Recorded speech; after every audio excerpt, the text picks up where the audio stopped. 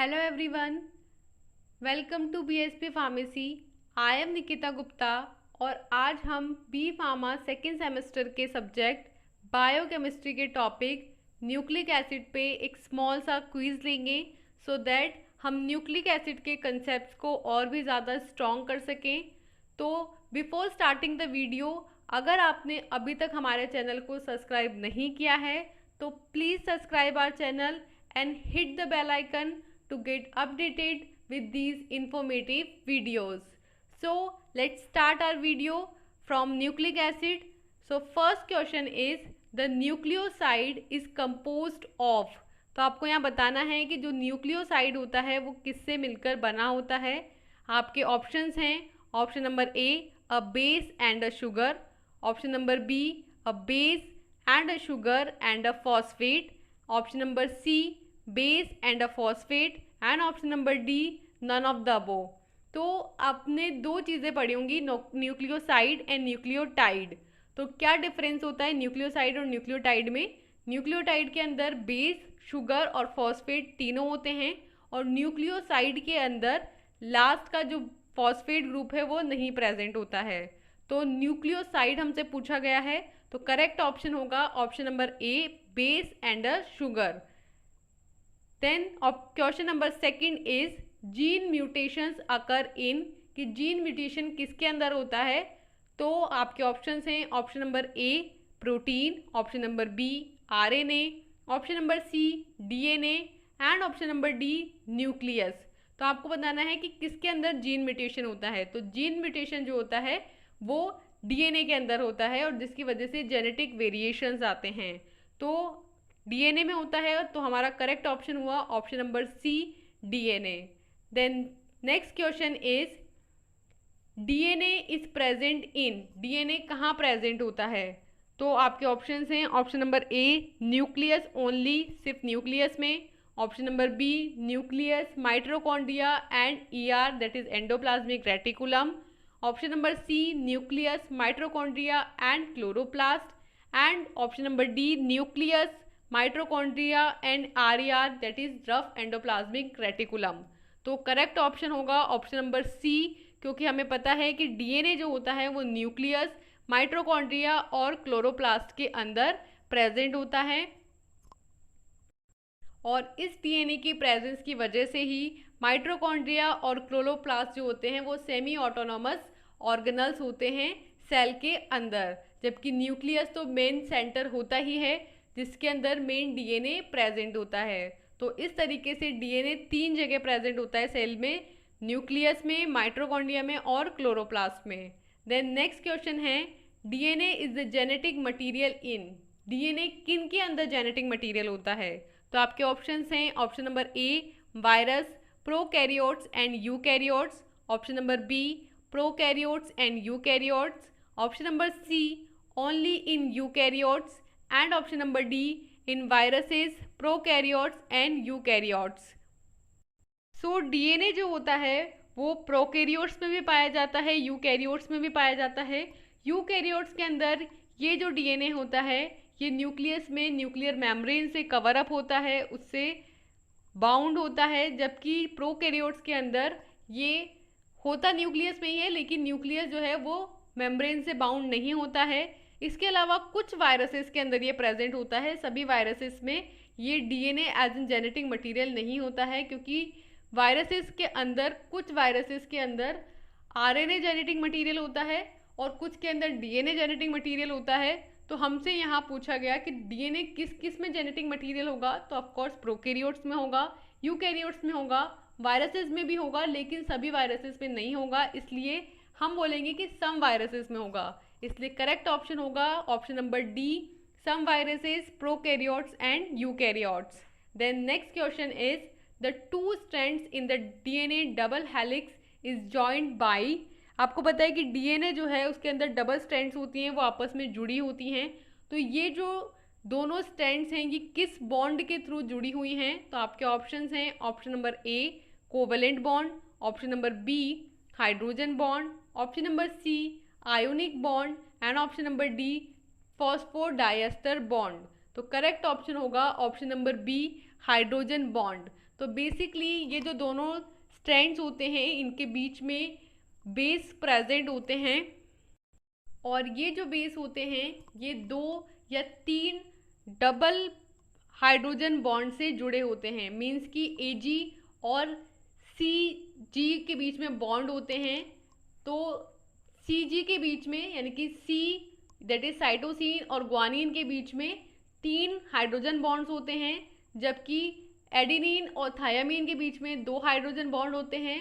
और इस तरीके से ये अल्टरनेटिवली हाइड्रोजन बॉन्ड्स फॉर्म करके डीएनए के डबल हेलिक्स को बनाते हैं, डीएनए के 2 स्ट्रैंड्स को आपस में ज्वाइंट करते हैं। सो हमारा करेक्ट ऑप्शन होगा option number B, hydrogen bond. Next question is chromatin is composed of. Chromatin किससे मिलकर बना होता है?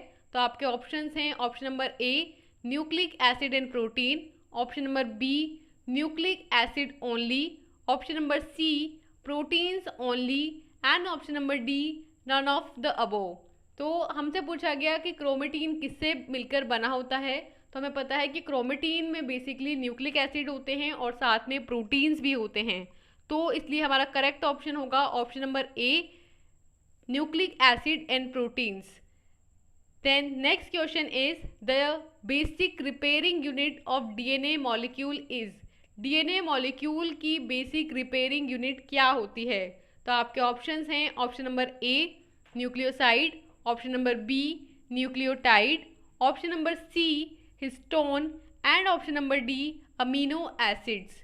तो यहाँ पे हमें 4 ऑप्शंस दिए गए हैं जिनमें से हमें बताना है कि डीएनए की रिपीटिंग यूनिट जो है वो क्या होगी। तो आपका करेक्ट ऑप्शन होगा ऑप्शन नंबर डी, न्यूक्लियोटाइड्स। तो जैसा कि आपको पता है कि बेस, शुगर और फॉस्फेट मिलकर के न्यूक्लियोटाइड बनाते हैं, और इन न्यूक्लियोटाइड्स की रिपीटेशन होने से डीएनए का मॉलिक्यूल बनता है। तो हमसे पूछा गया था कि डीएनए का मॉलिक्यूल के अंदर कौन सी यूनिट है जो बार बार रिपीट होगी और उससे डीएनए फॉर्म होगा। तो हमारा करेक्ट ऑप्शन होगा option number B, nucleotide. Then next question is adjacent nucleotides are joint by. 2 जो न्यूक्लियोटाइड्स होते हैं वो किससे जॉइंट होते हैं? जैसा कि हमने लास्ट क्वेश्चन में कहा कि डीएनए के अंदर न्यूक्लियोटाइड्स आपस में जुड़ करके डीएनए को फॉर्म करते हैं, तो हमसे इस क्वेश्चन में पूछा गया है कि जो 2 न्यूक्लियोटाइड्स होते हैं वो आपस में किस बॉन्ड से फॉर्म होते हैं। तो आपके ऑप्शंस हैं option number A, covalent bond, option number B, phosphodiester bond, option number C, ionic bond, and option number D, peptide bond. तो इन 4 में से किस बॉन्ड के थ्रू जुड़ेंगे ये न्यूक्लियोटाइड्स?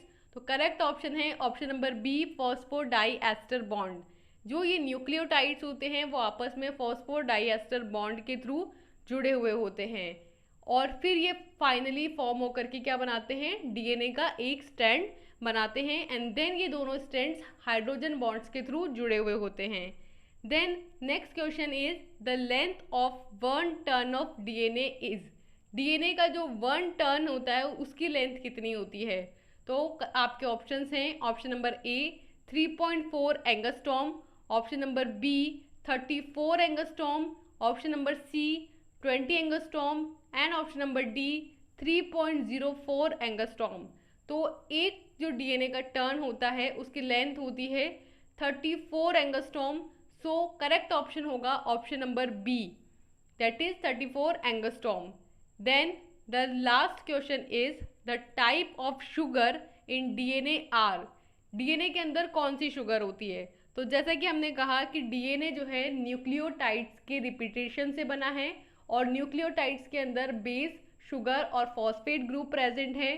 तो शुगर कौन सी वाली है हमसे ये पूछा गया है। तो यहाँ हमें डीएनए की स्ट्रक्चर ये बताई है जिसमें हमें दिखा रखा है कि फॉस्फेट है, ये अटैच है शुगर से, और फिर शुगर अटैच होती है बेस से। तो शुगर कौन सी है? तो डायग्राम देख के भी हम समझ सकते हैं कि ये एक 5 कार्बन की शुगर है। तो हमारे ऑप्शंस हैं option number A, triose, option number B, tetrose, option number C, pentose, and option number D, hexose.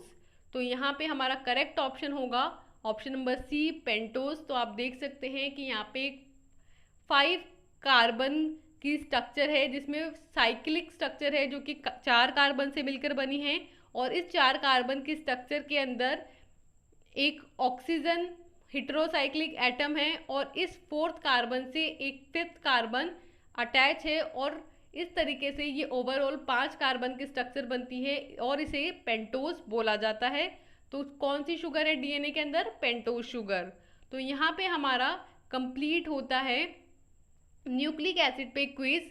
I hope so कि आपके डाउट्स न्यूक्लिक एसिड से रिलेटेड बहुत ही स्ट्रांग हो गए होंगे, और आपको कोई भी यहाँ पे डाउट नहीं है, आपके कंसेप्ट क्लियर हो गए होंगे। सो thank you so much guys. ये वीडियो आपको कैसा लगा प्लीज़ कमेंट सेक्शन में कमेंट करके बताइए, कितना इन्फॉर्मेटिव रहा, कितना कंसेप्चुअल रहा, प्लीज़ ये भी बताइए। और लास्ट में मैं आपको ये बोलना चाहूँगी कि प्लीज़ एक बार हमारी एप्लीकेशन बीएसपी फार्मेसी पे जाके ज़रूर विजिट करें। वहाँ हम आपको बी फार्मा और डी फार्मा का कंप्लीट स्टडी मटेरियल प्रोवाइड कर रहे हैं, जिसमें आपको video lectures, hand written notes, computerise notes, even live classes भी प्रोवाइड की जा रही हैं। तो please visit BSP pharmacy. So thank you so much guys. Please मिलते हैं ऐसे ही इंफॉर्मेटिव वीडियोस के साथ। तब तक के लिए ऑल द बेस्ट।